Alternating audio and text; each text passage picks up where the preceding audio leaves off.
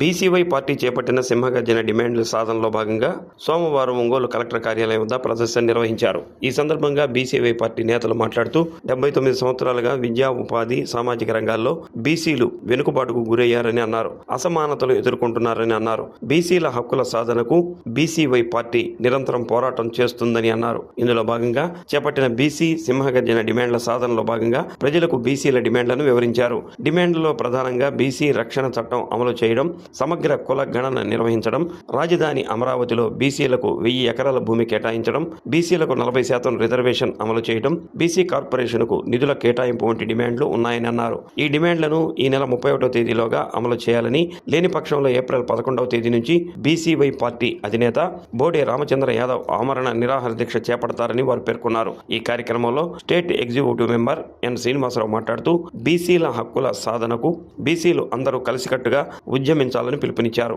ఈ కార్యక్రమంలో ఒంగోలు నియోజకవర్గ convener G Balaram, PAC member M Samrajyam, youth convener P Vinod, Santhanuthalapadu convener T Venkataramana, state development committee A Adiseshu, Yadava protection foundation president M Vinod, social media convener K Prem Bhargav, social media state core convener K Krishna, M Vamsikrishna, M Srinivas, S Rajyalakshmi, Yohan Raju, Bharata Chaitanya యువజన party నాయకులు, కార్యకర్తలు తదితరులు పాల్గొన్నారు.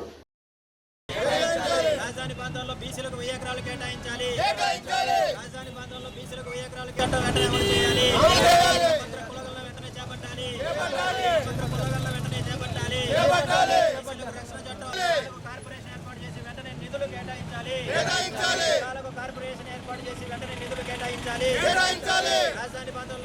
1000 ఎకరాలు కేటాయించాలి.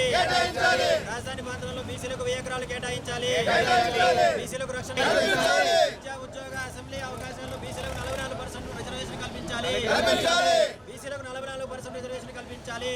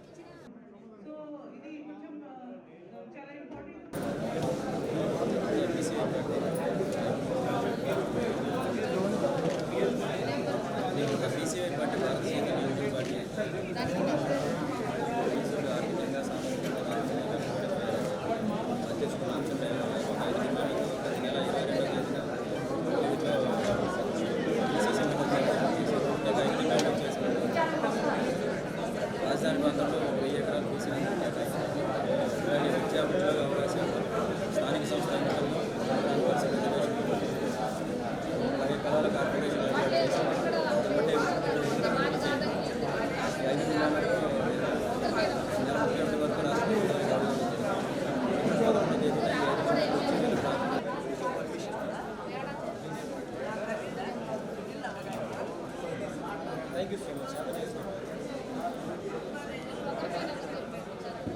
ఈరోజు BCY party నాయకులు, కార్యకర్తలు మరియు బీసీవై పార్టీ అధ్యక్షులు బోడే రామచంద్ర యాదవ్ నగర్ అభిమానులు ఈ కలెక్టర్ ఆఫీస్ దగ్గరికి రావడం జరిగింది. దీనికి ఒక ముఖ్య ఉద్దేశం ఏమిటంటే, గత నెల ఫిబ్రవరి 22వ తేదీన రాష్ట్ర నడిబొడ్డున బీసీవై పార్టీ బీసీ సింహగర్జనను ఏర్పాటు చేయడం జరిగింది. దానిలో భాగంగా మా అధ్యక్షులు బోడే రామచంద్ర యాదవ్ గారు ముఖ్యంగా 5 డిమాండ్లను రాష్ట్ర ప్రభుత్వానికి తెలియజేయడం జరిగింది. ఆ 5 డిమాండ్లను కూడా ఈ నెల 31 లోపు నెరవేర్చకపోతే ఏప్రిల్ 11వ తేదీన ఆయన ఆమరణ నిరాహార దీక్షకు కూర్చోబోతున్నారు. ముఖ్యంగా ఈ ప్రధానమైనటువంటి 5 డిమాండ్లు ఏంటంటే, బీసీలకు రక్షణ చట్టం ఏర్పాటు చేస్తామని స్వయాన ముఖ్యమంత్రి చంద్రబాబు నాయుడు గారు ప్రకటించడం జరిగింది.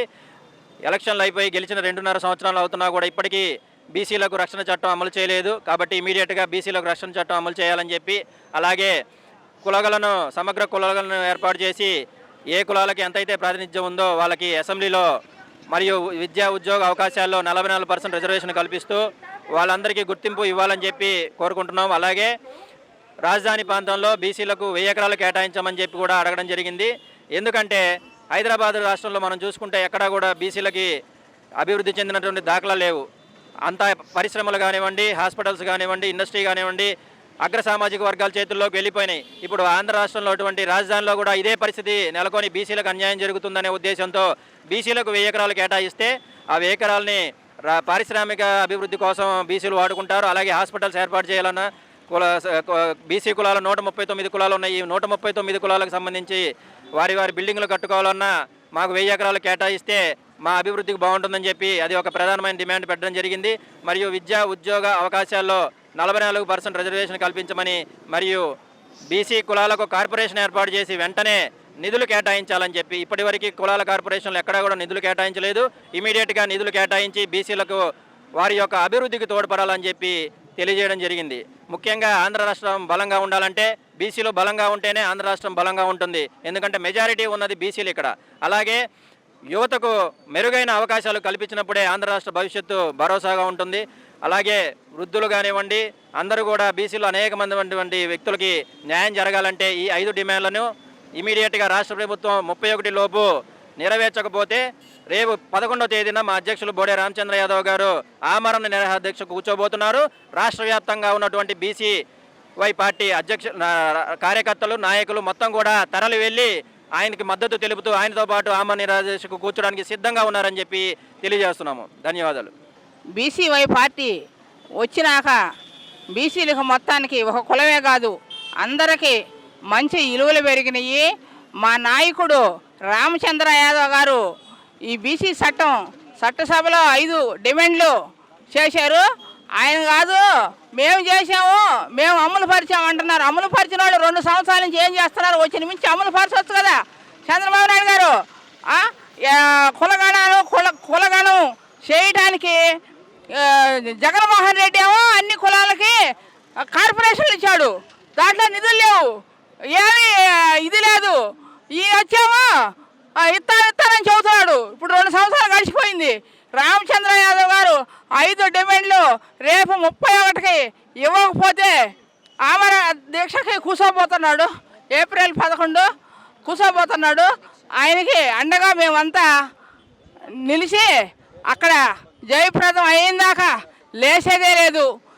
గత నెల 23వ తారీఖున జరిగినటువంటి బీసీ సమగ్రజనలో భారత చైతన్య యువజన పార్టీ జాతీయ అధ్యక్షులు శ్రీ బోడే రామచంద్ర యాదవ్ గారు ప్రవేశపెట్టినటువంటి 5 ప్రధానమైనటువంటి డిమాండ్లు.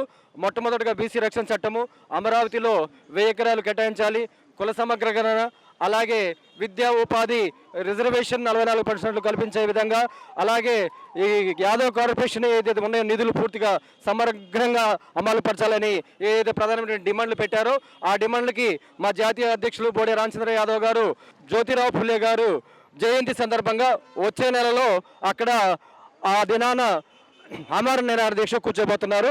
ఈ సందర్భంగా రాష్ట్ర వ్యాప్తంగా ఉన్నటువంటి అన్ని జిల్లాల్లో కూడా మా భారత చైతన్య యువజన పార్టీ తరఫున ప్రతి జిల్లా కలెక్టర్ గారికి వినతి పత్రము, ఈ ప్రధానమైనటువంటి డిమాండ్లు వినతి పత్రము ఇవ్వాల్సిందిగా ఈ కార్యక్రమం కొనసాగిస్తున్నాం. Thank you. బీసీలకి చాలా అన్యాయం జరుగుతుంది.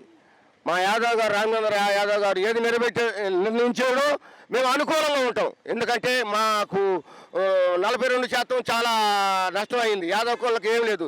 1000 ఎకరాలు అమరావతిలో కంపల్సరీగా వాళ్ళకి ఇవ్వాలి. దీనికి మేము మద్దతుగా ఉంటాం.